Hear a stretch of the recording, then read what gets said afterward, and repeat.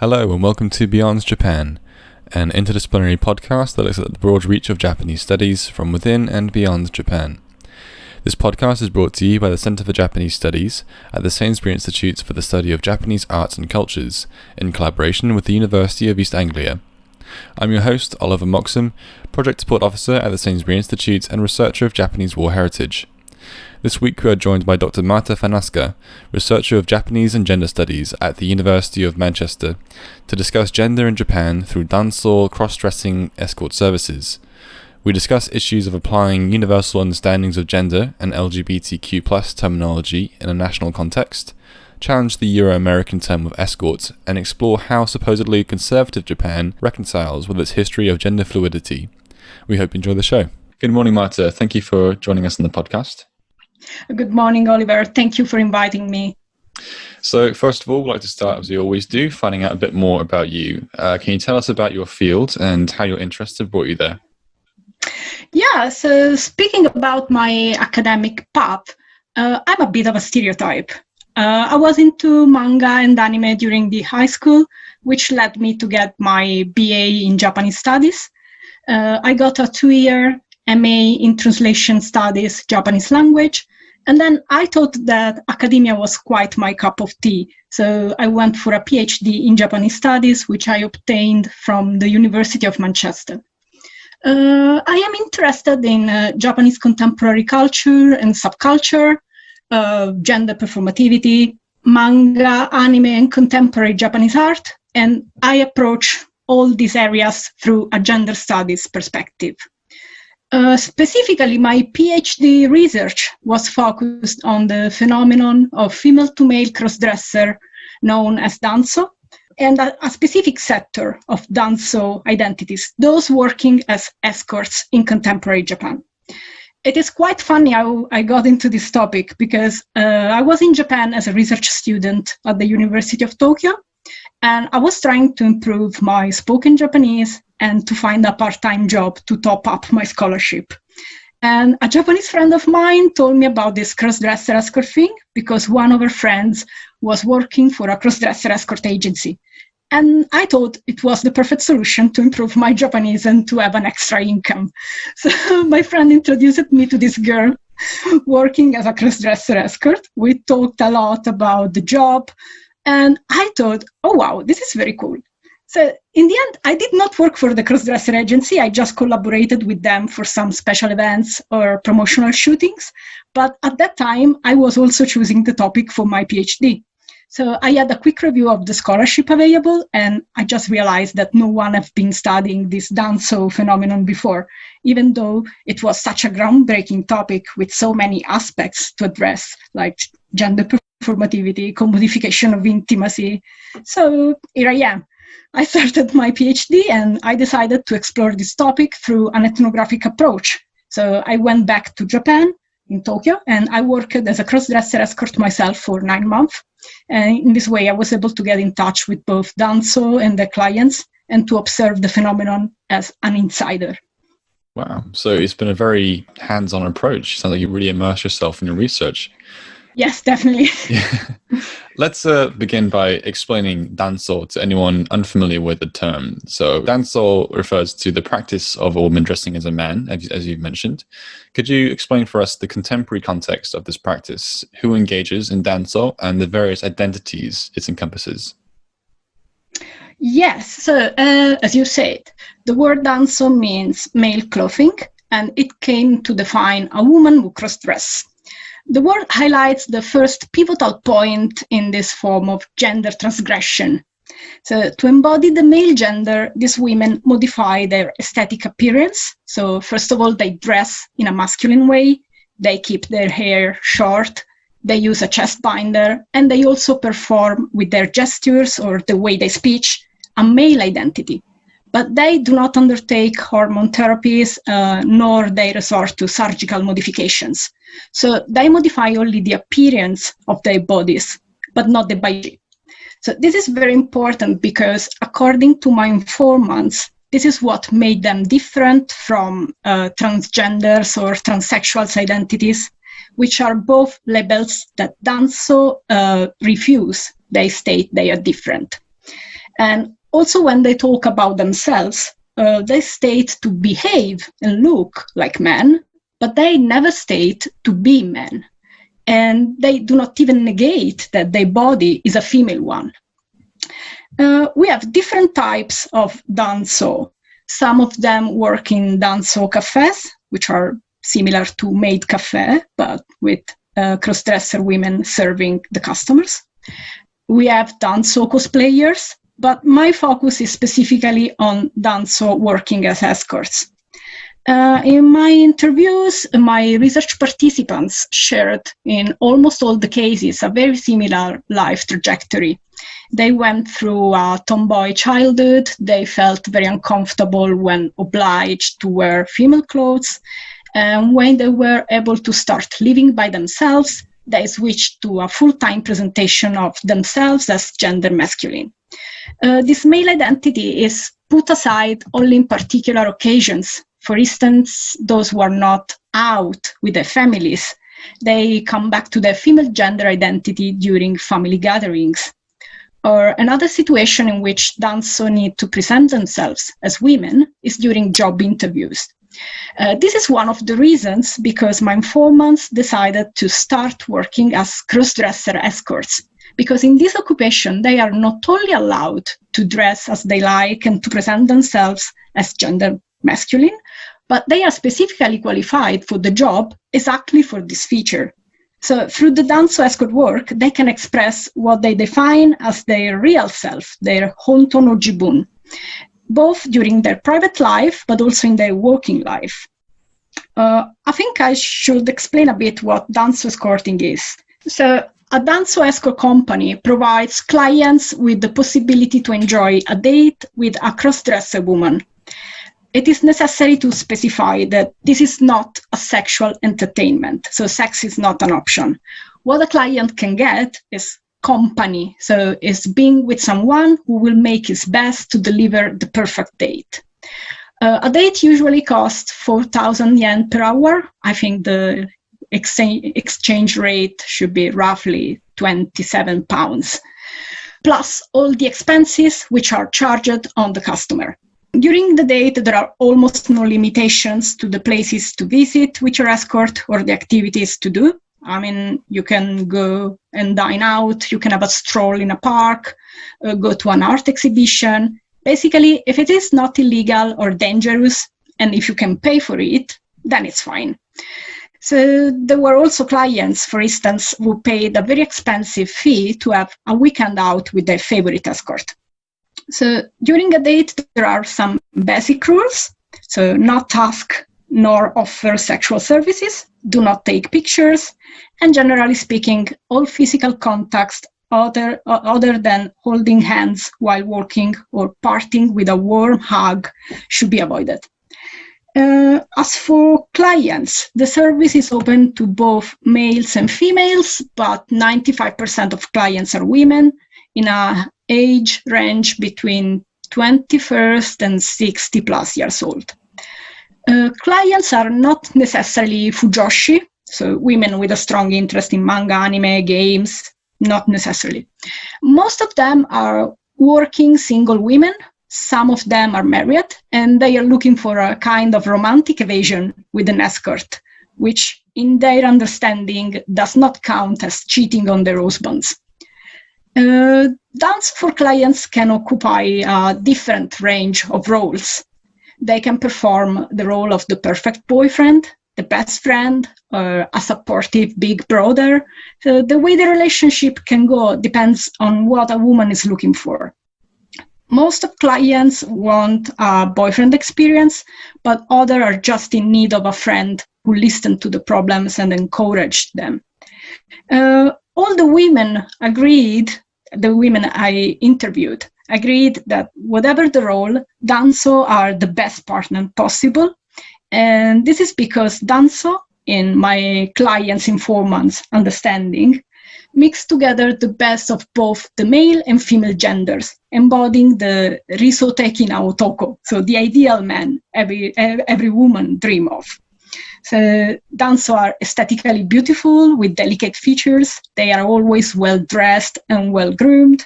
They are kind and caring, all qualities that Japanese women in my sample say they cannot find in Japanese men. At the very same time, being women, Dansō are not perceived as sexually dangerous or violent and abusive, as for my clients, informants, so male partners might actually be. And they have this idea that a woman can understand another woman's feeling better than any man. So Dansō are perfect at their eyes. And on the top of that, they are providers of a service. So clients are paying for this service, for their escorting, which ensure a top quality experience.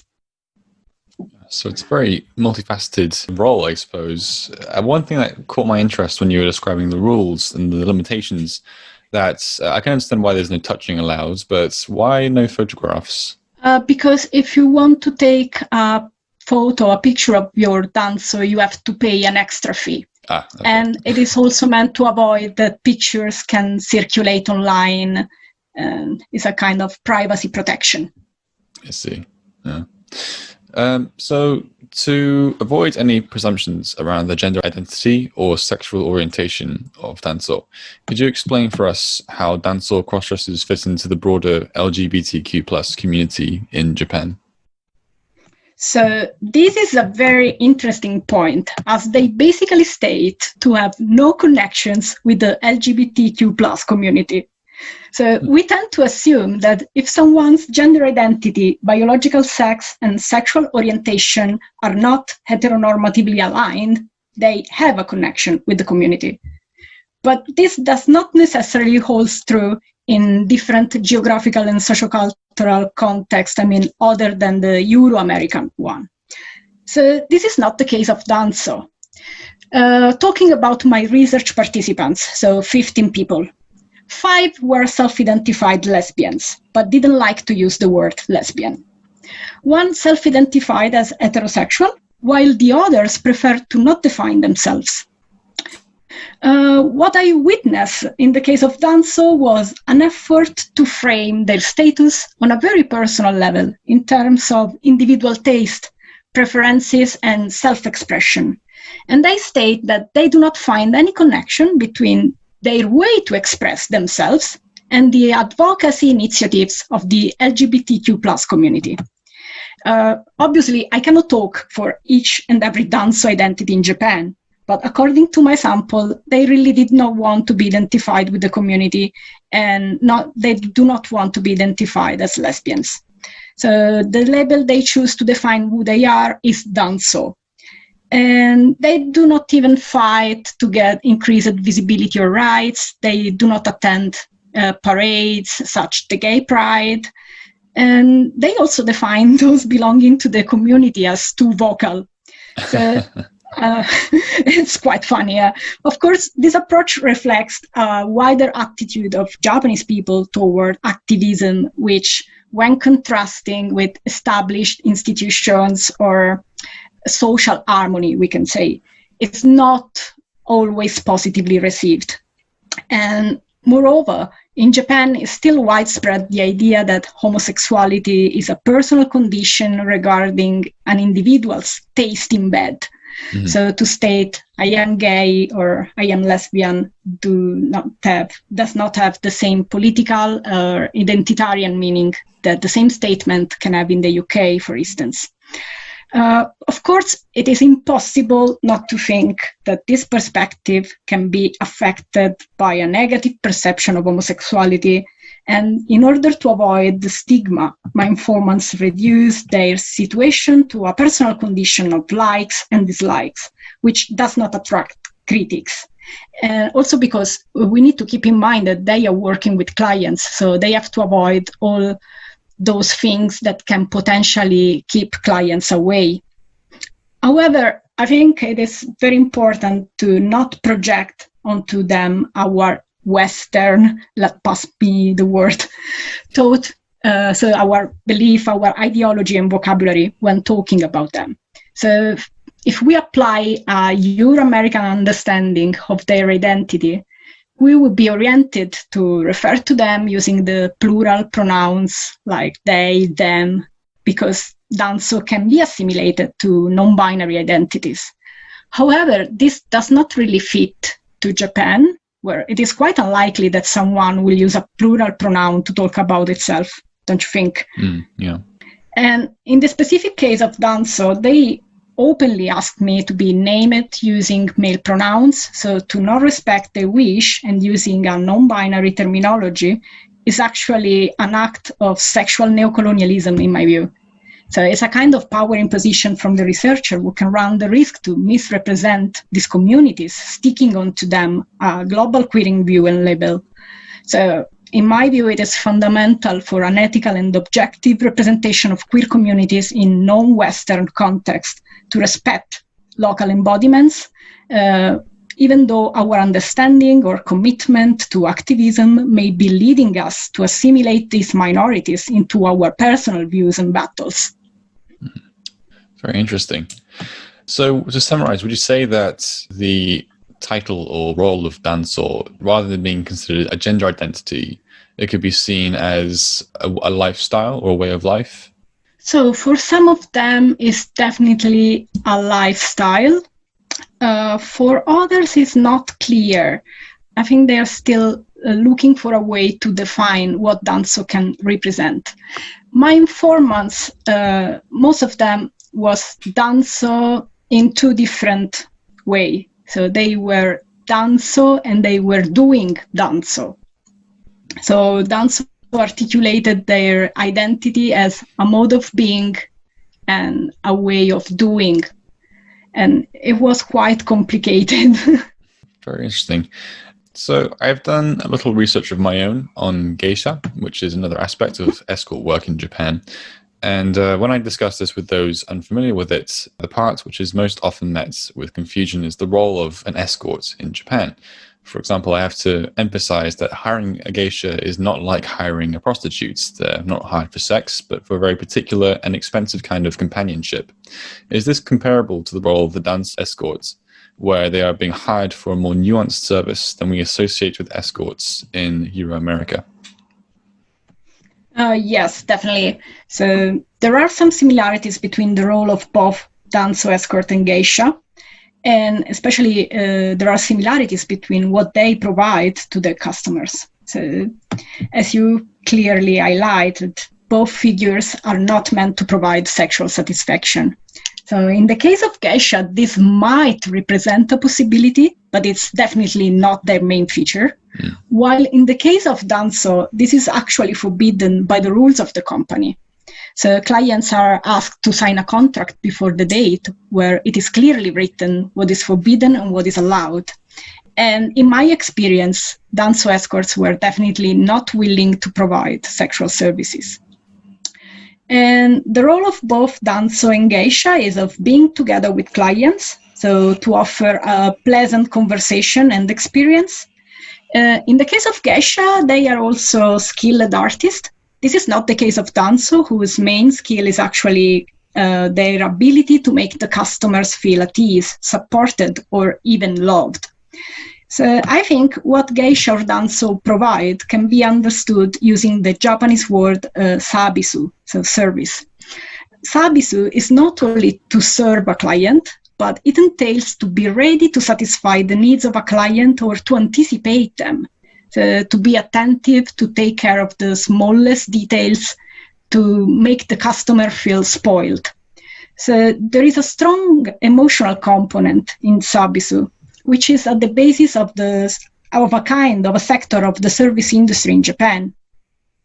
So Dansō are part of this service industry, like maid cafe or boyfriend or girlfriend for rent.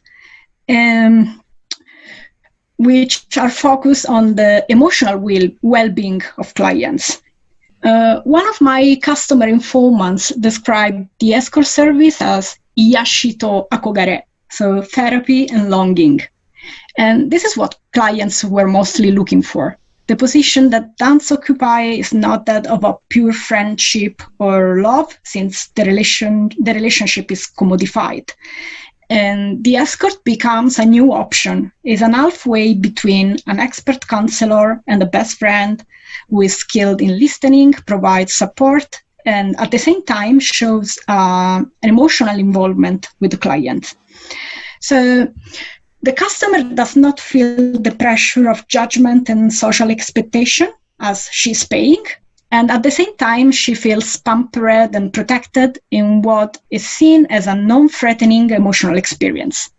So Dansō constantly engage in what Harley Hochschild defines as emotional labor, which is the provision of honestly felt or only performed emotions to fulfill the requirements of a job, with the final aim of producing a certain feeling or emotional status in the customers. So what Dansō provide are emotions, and what clients want to feel, want to experience are emotions. So would you say that there is a connection between the demand for this particular kind of escort service and the lack of recognition of psychotherapy in Japan? Yeah, I think there is definitely a connection, because all these figures occupying a role of companionship also provide, or their main feature is to provide emotional support. So they take care of the well-being of the clients in a certain way. So the problem is that they are not specifically trained to do so, but still there is a clear connection in my view. Mm. Now, Japan is often portrayed as a very conservative, conformist nation, but the Edo period between the 17th and 19th centuries prior to modernization was notably fluid in gender roles and sexuality, providing a strong cultural precedent for men dressing as women in both the brothels and on the kabuki stage. What was the historical precedent for women dressing as men, and how is the wider practice of cross-dressing seen in Japan today? So we actually have different examples of gender fluidity and FTM cross-dressing in Japan, dating back to the Heian period. So, for instance, 10th century narrative tales known as monogatari, such as Torikai Baya or Ariake no Wakare, they made of cross-dressing the cornerstone of their plots. And interestingly, this monogatari involved as characters also the emperor and other main figures of the imperial court, showing the lack of a stigma towards cross-dressing. I mean, if cross-dressing was something unaccepted, characters such as the emperor would not have been involved in the stories. And similarly, the androgynous aesthetic that we often see in contemporary Japanese idols is an historically established beauty canon for both men and women. So a wasp waist and a flat chest were considered as markers of beauty for both men and women in the Heian period. Still in the Heian period and also in the Kamakura period, we also have the shirabyoshi. So they were dancers that used to perform at the imperial court, dressed as men. So we can say that especially in the performative arts, cross-dressing in Japan has a very long tradition.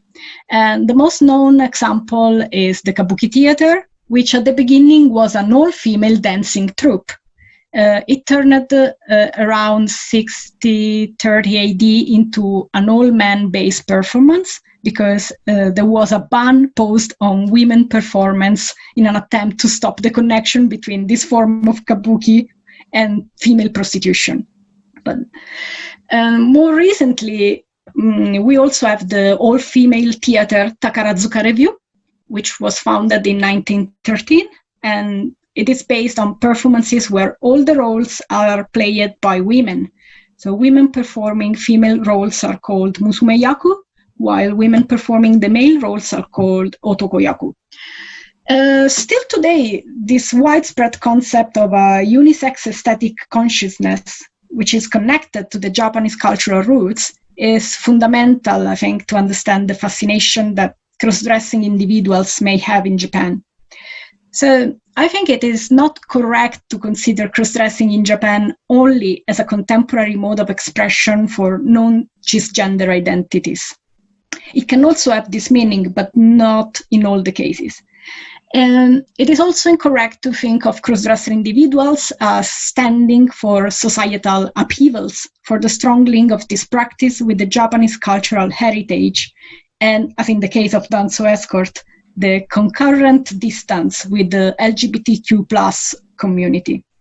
So I think that the Dansō phenomenon in contemporary Japan should be read within this wider social and historical frame as a recent reinterpretation of an aesthetic sensibility where different layers of cultural tradition, self-expression, negotiation, and resistance against stereotyped gender roles overlap and conflate. I see. Now, you've mentioned the term gender performativity already. I'd like to go into that a bit more. Yeah. In her 1990 book, Gender Trouble, Feminism and the Subversion of Identity, Judith Butler coined the term gender performativity, whereby gender is a performative accomplishment compelled by social sanction and taboo, and an identity instituted through a repetition of acts. Can cross-dressing practices like Dansō be seen as an active rebellion against or a satirizing of gender performativity, or is it something more lighthearted, done for pleasure and entertainment? So this is a very interesting point. As I was telling you before, one can say, I am a Dansō or I do Dansō, which is very interesting in defining the identity of these cross-dressers, because they are Dansō in their private life, so they present themselves as gender masculine in almost their daily interactions, but at the same time, they specifically do Dansō for their job.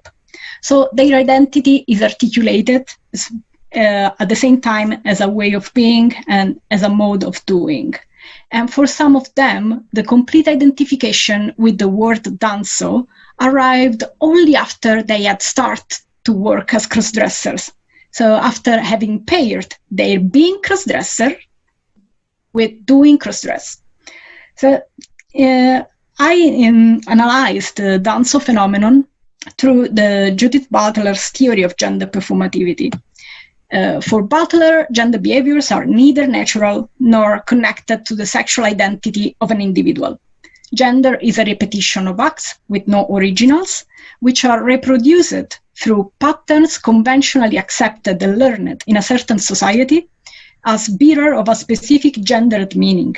So the heteronormative society leads individuals to learn how to perform masculinity and femininity correctly, which basically means in accordance with their sex, reproducing traits of male and female genders proposed as natural and normal in a certain cultural context. But gender is nothing but a continuous performance that individuals do. So dressing in a feminine or masculine fashion, using makeup or not, acting and speaking in a certain gender-coded way is presenting ourselves as males or females according to a performance. And the performance is not an expression of gender, but it produces gender. So if gender is real only because it is performed, then we can say that Dansō's gender performance is as true and real as the one performed by male-born individuals. So in my informant's view, to be a woman means to be kawaii, so to be cute, to speak in high-pitched voice, to dress in a girlish way, or being in a heteronormative relationship, getting married, having children. But these are all aspects that they do not represent who Dansō are.